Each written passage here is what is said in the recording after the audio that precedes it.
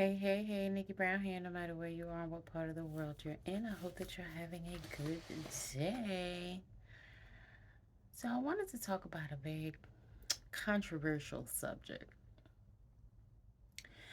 Basically, when someone tells you that they love you, but they do something that they know will hurt you, usually hoping that you don't find out, um, or that in a subconscious way that you kind of develop Stockholm syndrome and get so attached to them, um, that it makes you want to stay or makes you feel like you can't do better or you can't get better or I might as well stay because. I was listening to Tony Gaskins yesterday and he compared it to a child with a teddy bear. Um, Kids may have a teddy bear or their favorite toy, we'll just say, and they'll drag the toy around the house, take the eyeballs off, rip off an arm, take some of the stuffing out. But the minute they can't find that toy, they start crying and they get upset. He also talked about men's locker room talk, right? Where some men teach other men that basically they should jab a woman in the ribs so that there are no bruises. But again, this is a way to make her stay and accept the abuse.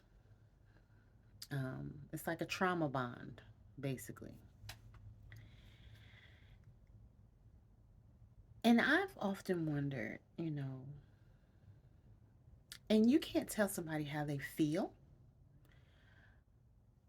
but you can respond to how it makes you feel, right?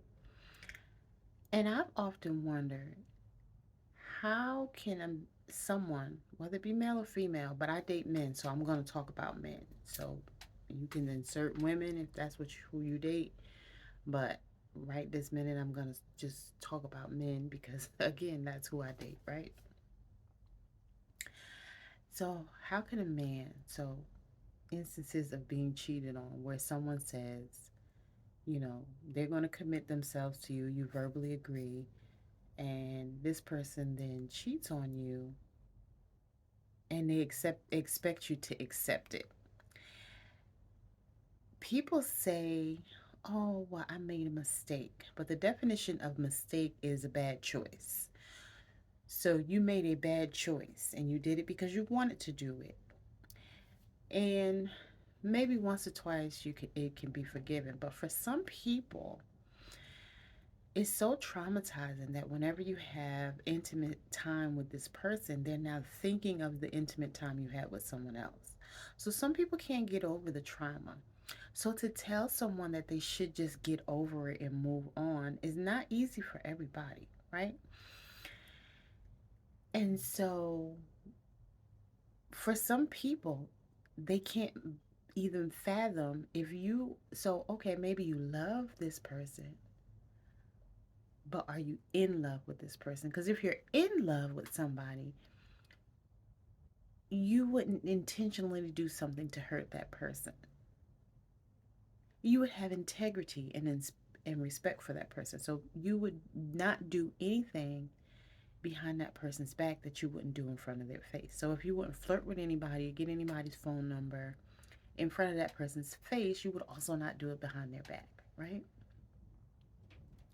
So how can you cheat on me or even put your hands on a person or financially abuse a person and then turn around and say you love this person, right? Again, it's like that child with the teddy bear or the toy that they love. They, basically destroy the toy, but then if you take it away, they cry.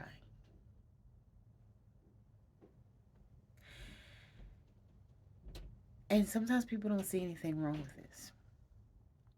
Now, there are some men and some women who think that if they cheat on you, you're just supposed to forgive them and again move on. Especially if you're married. It's like, oh, well, we took these vows, so that means you have to stay. But In the Bible, since a lot of people, go by what is written in the Bible, divorce is allowed, right? And adultery is one of the reasons why you can get a divorce. You don't get to determine what the consequences of your actions are. You cannot force someone to stay or say that someone should stay or has to stay. There are some people who consider it honorable to stay. Oh, well, we've been through a lot and we're still together. And that's great if that's how your mentality is. And some people see it as strength, right? But some people also see it as strength to walk away and not allow someone to emotionally and mentally abuse you, because that's what it is. Because again, for some people, this trauma is so deep and so strong, they can't just forgive. They can't even enjoy sex with you anymore. Because again, they're laying there thinking about you entering someone else or on top of someone else or with, different body parts, you know, in different places. Well, I'm going to just say it that way. Right? So it's not just easy to just get over. Now, some people can go to therapy and they can work past it, but some people need to still walk away and go to therapy and just move on with someone else, right? So this looks different for everybody. So again, for some people, to say that you love them and you're doing things behind their back that you know would hurt them, they think you're full of crap. Does this come from some childhood trauma? Probably. But we don't get to tell someone how to respond because we don't know what this person's experiences have been since they were a child or a teenager, young adult, whatever the case situation may be.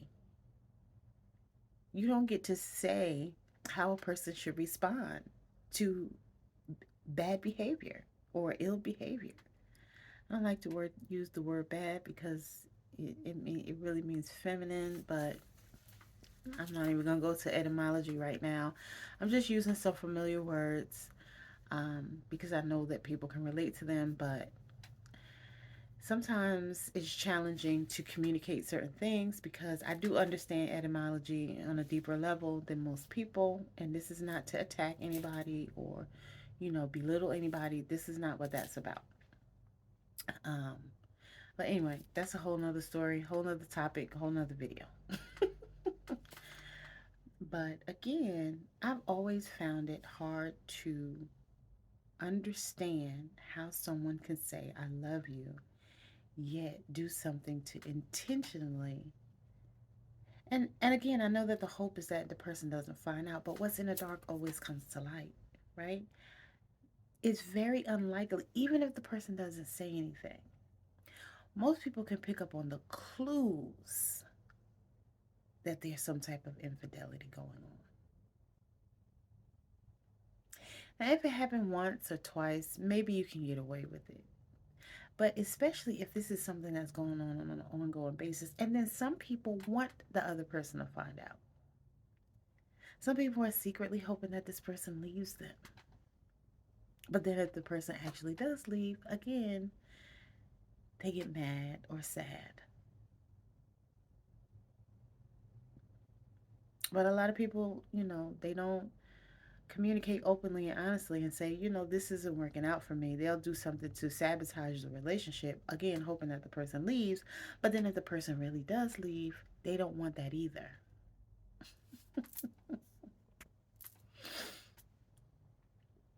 So maybe, you know, this is a topic we can discuss.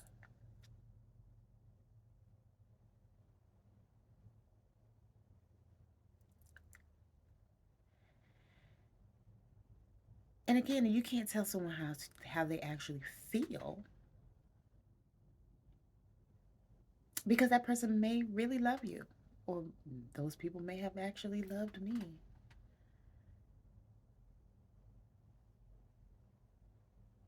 But if you say you love me, I'm going to set a boundary and not allow you to mistreat me. And if you mistreat me, again, we can forgive, and we can forgive you. I can forgive you. I have forgiven. I don't have any ill will against anyone. I've forgiven anyone that has, trespassed against me, right? But that doesn't mean I still have to deal with you. I can forgive you in my quiet corner and move on with my life. And people assume that you're mad when you walk away, but no, that's your boundary. If you ask someone not to cross a boundary more than once and they still continue to do so, it's because they wanted to, right? So you now have that right to either go no contact or to distance yourself from that person for your own mental health, for your own well being. This is self love. Because if you ask someone not to do something more than once and they still continue to do it, 9 times out of 10, they're not going to stop doing it. It may take them longer in between sets to violate you again, to verbally, mentally, emotionally, financially, you know, physically abuse you again. But 9 times out of 10, they're going to do it again. They may even find a different way to manipulate the situation again. But if they've done so multiple times, 9 times out of 10, they're going to do it again. And you can stay. Everyone has a right to stay, right? If you feel that, this is a sign of strength by staying. But if you're staying and you're depressed, if you're staying and your children are seeing this behavior or they're feeling your energy, because children can feel your energy. There are a lot of people who are in a state of depression because of the things that they're going through in their relationship. And the children feel that. They never get therapy. And there are some people who stay and they quietly seek revenge. I've shared this before. I remember having a coworker who, after her husband cheated on her, every time she cooked dinner, she put bleach in his food. You don't know what a person's doing. You don't know what a person's thinking. But doing something like that is hoping that this person gets out of here. Like, oh, you want to cheat on me? Well, this is what I'm going to do to you. Shortening that life expectancy.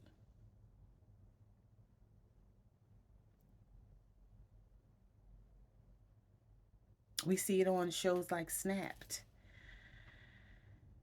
or the different, shows where uh, people secretly commit crimes and not everyone gets caught. They go to that funeral, they pretend to be so sad knowing that they, plotted and schemed against this person because this person hurt them and they wanted to get that person back. And it's hard to discuss, especially if these were your parents, because of course you love both of your parents, right? And your parents may have been together, stayed together. So it's hard to think that your mom would do something like that, or that your dad would do something like that, or that your mom or your dad broke up the family because of infidelity. And a lot of people don't talk about it. But this affects children, right? And these children then become adults who then enter relationships with trust issues, with abandonment issues, with feelings of rejection, whether it's knowingly or unknowingly. Because sometimes people don't know.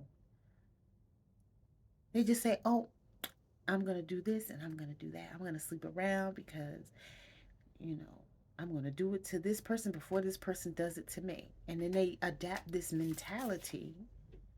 They don't necessarily understand where it comes from, or they may, but they live their lives this way as if I have to step on somebody else's toes in order to get mine first, so somebody won't, hurt me, reject me, abandon me first. I'm going to do it to somebody else first.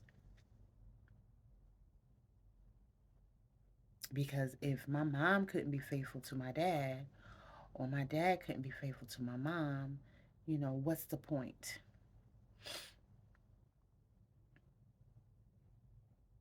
And you may be dating someone and you don't even know that they think this way, right? And you're just carrying on this relationship as if everything is sweet and loving, and you may or may not have kids, you may not own a home together, and you're dating someone who told you that they love you, and they may, but they may not even be in love with you because they don't know how, right? A lot of people don't know how to love. They're afraid to love. So they hold back large portions of themselves, right? I was dating someone a couple months ago and he said, I don't let anyone get close to me. And he wasn't talking to me, he was talking to someone else. But that's a red flag. If you don't allow anyone to get close to you, then what are we doing? So you just basically want someone to cook for you, clean up after you, and go to bed with to make you feel good, but you're not going to let your guard down and allow this person to get close to you. What's the point?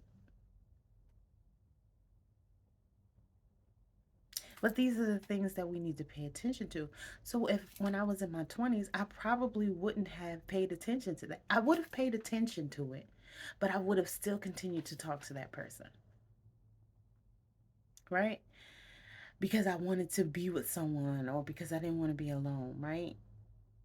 Maybe not exactly me per se, but I'm just saying in general, a lot of people they don't want to be alone. They'll hear some they'll get some red flags or non-negotiable behaviors, right? But because they want to be in a relationship, because that's what we're supposed to be, right? We're supposed to be in relationships.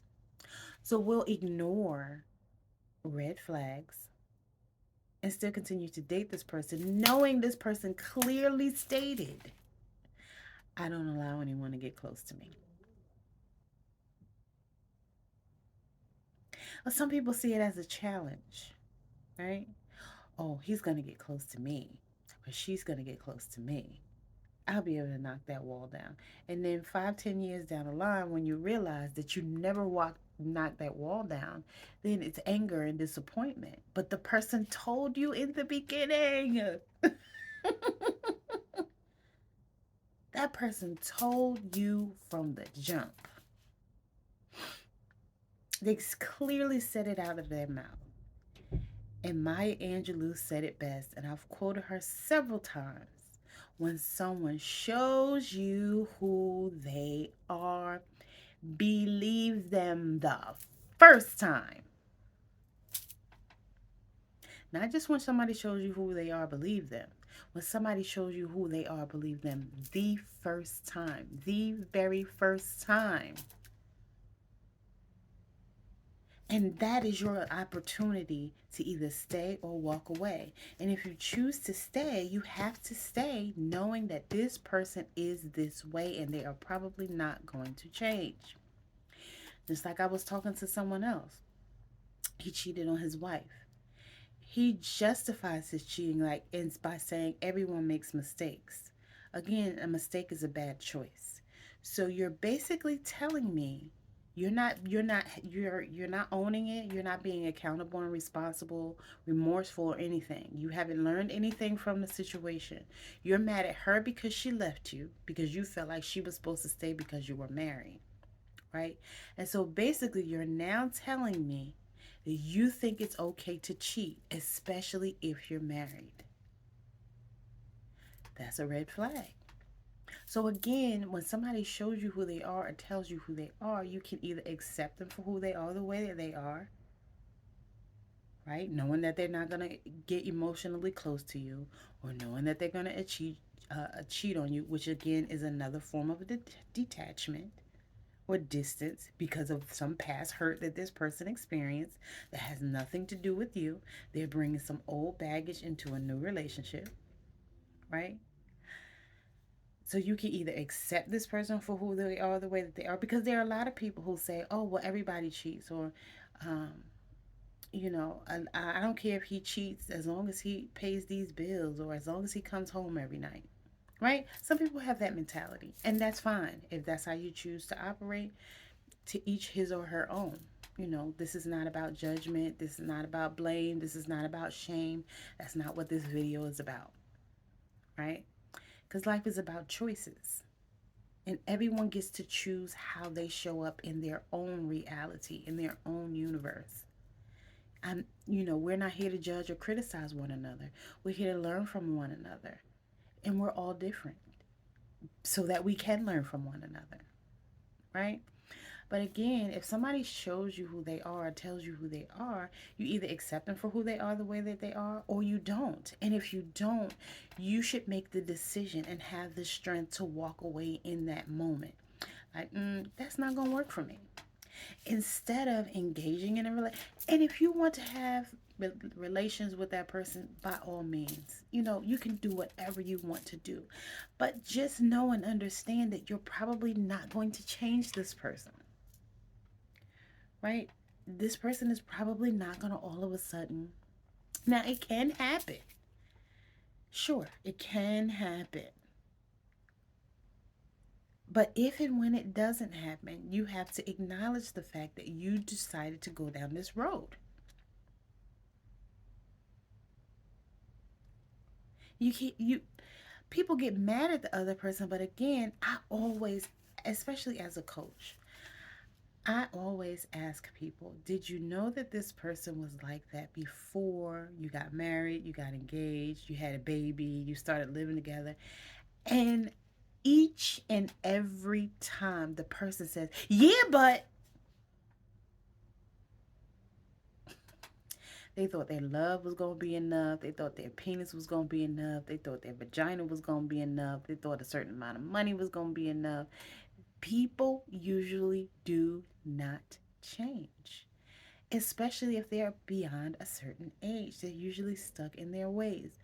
Does it happen? Yes, but usually it's because something happened in their life to make them change, not because you want them to.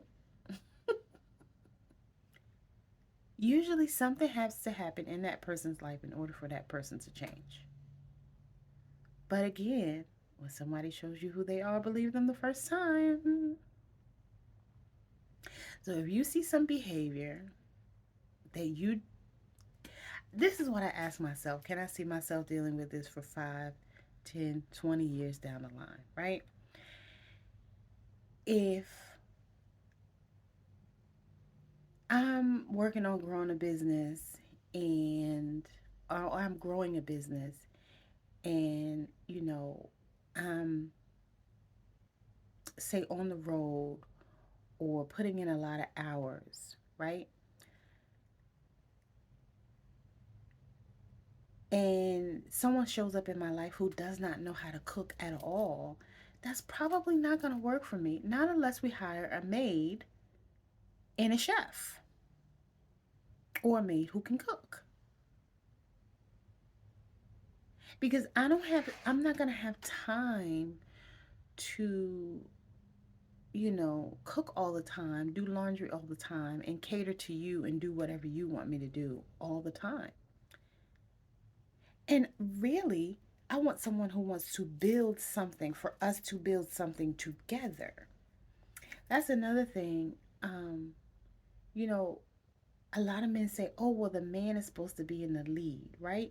Again, mistake is making a bad choice. So if you're justifying your behavior by saying it was a mistake, that means you made a bad choice, right?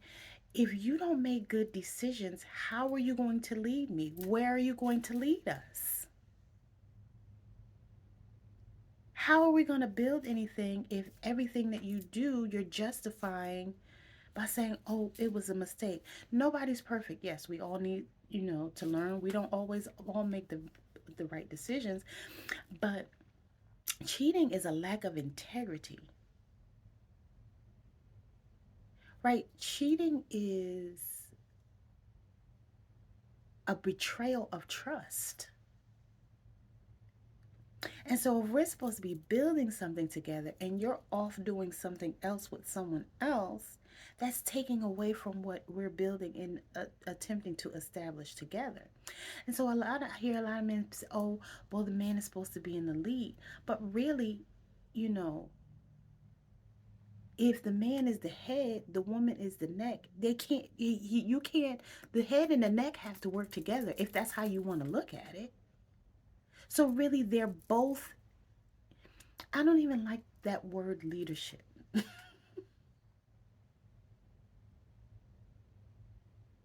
right? A couple should be doing it together.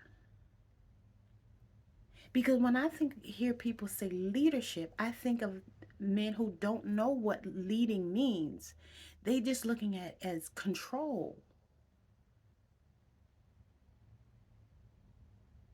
And it's my way or the highway, or she just supposed to sit home, and she may sit home and cook and clean if that's her personality, right? But historically they have always been women who are matriarchs, queens.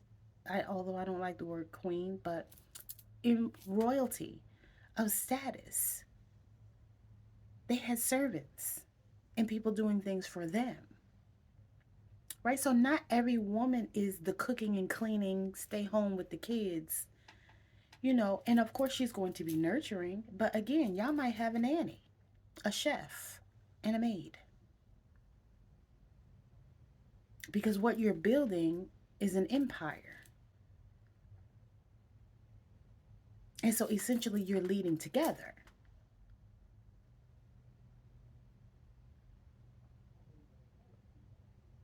Not necessarily, oh, well, I'm in the lead, I'm in control, so, she just do whatever I want her to do and that's it. Some women are built that way and some are not. And so you have to understand who you're dealing with. If her personality is not of that, right? Like I look at Dane Calloway and his wife Tanisha. They do things together. Even there are few brothers who, you know, they have businesses. Their consorts do them with together. There's together. Namaste Moore and I can't think of her husband's name. Um, but they have a YouTube channel together. But anyway, they're doing it together, right? There are some men who don't want to be on camera. There are some women who don't want to be on camera. But a lot of times when there's that chemistry together, a lot of people gravitate towards those, like R.C. Blake's. People love when his wife comes on. Tony Gaskins, people love when his wife comes on, but she doesn't like the camera. So she's not on the camera that much. But people love to see them together, right? So you have some people whose personality is to be introverted and some are extroverted. And some people like myself, I consider myself an introverted extrovert, right? There's a term for that when it's both, but I can't think of what that term is right this second. So for somebody to try to come and put me in a box, I would be miserable and unhappy because I don't belong in a box. I have a purpose here in this realm of existence to share and to educate people. That doesn't mean that I'm better than anybody or any of those things like that, because I don't even think that way. But I know that I have a purpose. And my purpose is not to be in a box. I did the cooking and the cleaning thing. Playing house is what I call it. And I realized I lost myself. because what I'm doing right now is part of my personality, right? And I've known that since I was about 4 years old. And people find that hard to believe, right? But I went through a lot as a child. And one of the first things I thought about, so I used to sing I Found Love on a Two-Way Street in the Double Dutch bus, because when I went outside, the first thing the kids would gather around and had, sing, Nikki, sing. And so I realized that entertaining people was how you get their attention, right? And so at first I wanted to be a singer, then my voice changed around 12, then I decided to be an actress. And that didn't necessarily go the way that I wanted it to go because of other people's doubts and fears. So it made me have doubts and fears and not really pursue it the way that I should have. But then at the same time, I'm kind of glad that at that point in my life that didn't work out for me. And I have my reasons for that, right? Because I don't necessarily think it was meant for that. But anyway, when I was 4, I said to myself, this is my brain thinking, having people stand around to listen to me sing. Oh, this is how you get people's attention. You have to entertain them. But I need to spread the word that, it's not okay to hurt kids. It was very simple. That mindset was very simple at that point. I never expected it to grow and be as big as it is now, um, and to transform in the way that it has. Of course, we can see, some of us do have the ability to see into the future, but we don't necessarily know exactly what it's going to look like, right? Um, but I knew that I had a message to share. And again, I knew that entertaining people was the way to get that message across. So I could say that I've experimented with a lot of different things. And since then, I've grown a lot. Um, I've earned my life coaching certification, yoga certification.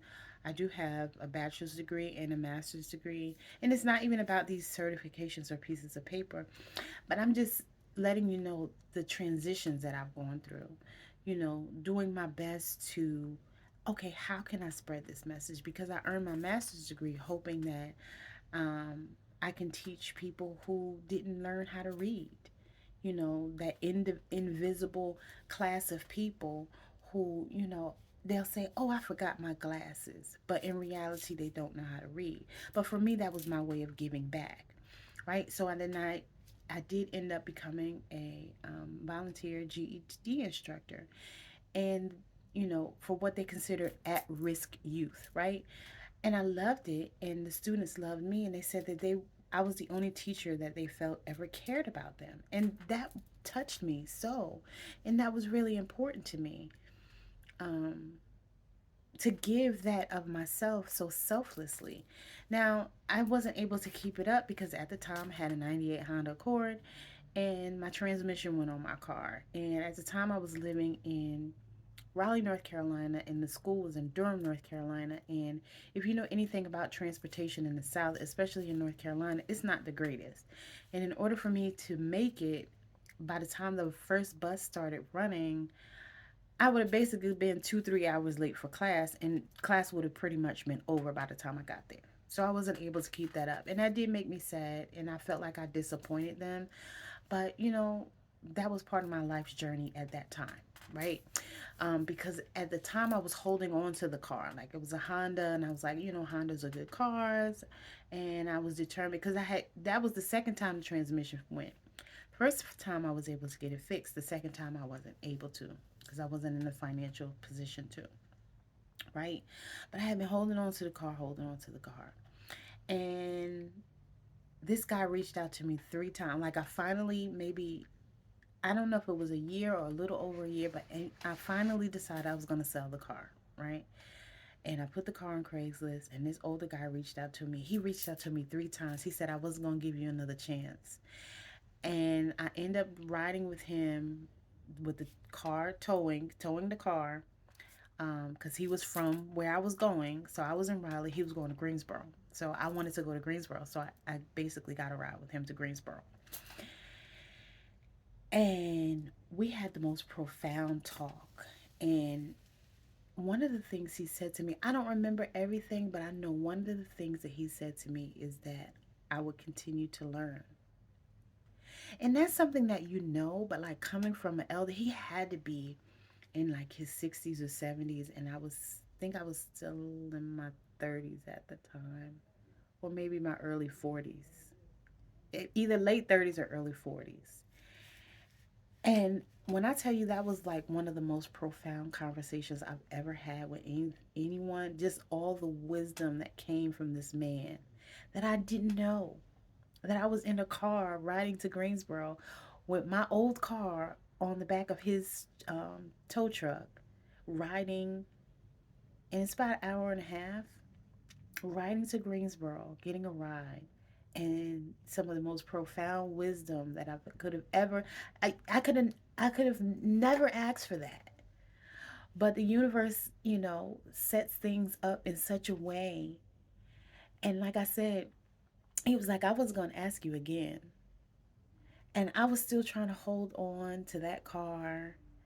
And so again, it took him 3 times to reach out for me. And then I finally said, okay, I'm going to sell the car to you.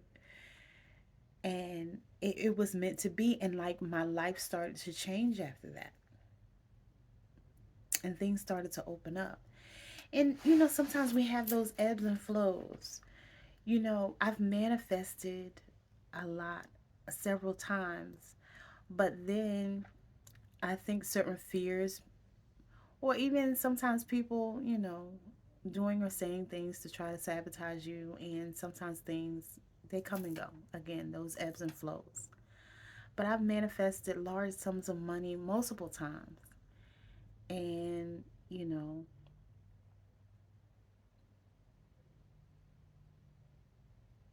ebbs and flows. It's like still a work in progress.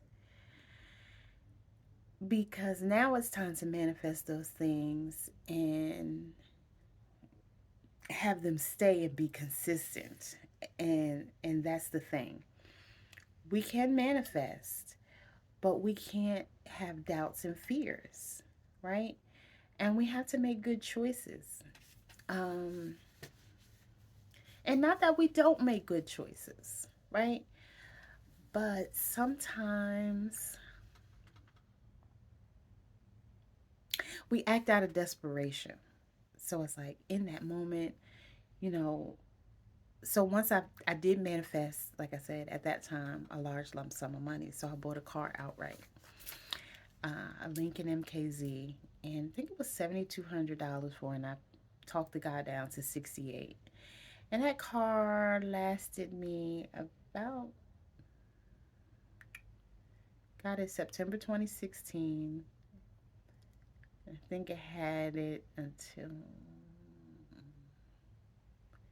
the end of 2018 or the beginning of 2019. So about 2 years or a little over 2 years. And the water pump went, and the water pump is attached to the engine, and I could not get anyone to fix it for me because nobody wanted to have to take the engine out just to get to the water pump. It was such a huge job. And of course, the dealership would have done it, but the dealership wanted about $3,800, close to $4,000. And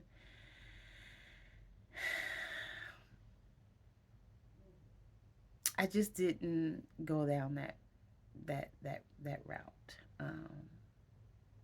And I decided to sell the car for little or nothing. I think I sold it for like $400 or $500 because it had been sitting for a long time. It was sitting in my cousin's driveway, and they wanted me to move the car. So I was just like, you know what, whatever. But then again, um, I think by this time I was already in another car. I went, and again, one of those things that I just manifested. I went to the car dealership. I knew what I wanted. I asked for what I wanted. They pulled up in what I wanted, and I was able to get the car with no money down. Um, and I'm still thankful for that, right? So I know I started out this video by talking about how can someone tell you that they love you, but it's also important to know that it's important to love yourself, right? And so having doubts and fears will block our manifestations. And that includes love, not just material things, right? So I feel like this video is kind of going in a slightly different direction. So if you want to talk about, and again, I can't tell somebody how they feel. Yes, that person may love you, may love me, but it doesn't feel good to be mistreated or to be verbally, mentally, emotionally abused by someone who's saying that they love you. It makes you feel like the teddy bear who's being dragged through the mud with the eye missing and the arm hanging off with the stuffing coming out. That doesn't feel good. It doesn't look good. Some people feel embarrassed. Like, how could you embarrass me by cheating in front of me and people know you're making me look stupid? Right? But if you love yourself, how do you respond to it? Do you revenge cheat? Do you put something in the person's food? That's not funny, but seeking revenge is not cool to me, right? Two wrongs don't make it right. And it doesn't necessarily make you feel better either.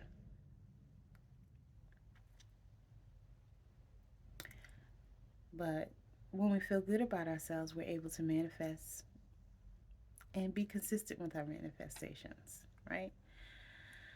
So, if you want to talk about, maybe your experiences with how you felt like you loved somebody, but you did them dirty, we can talk about it. But as always, I thank you all for watching and I love you. Until later. Mwah.